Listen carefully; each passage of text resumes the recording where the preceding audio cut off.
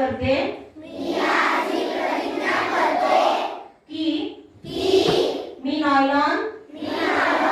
Chinese दोरा काच लेपन केलेला मांजा किंवा कोणत्याही प्रकारचा बंदिस्त मांजा वापरणार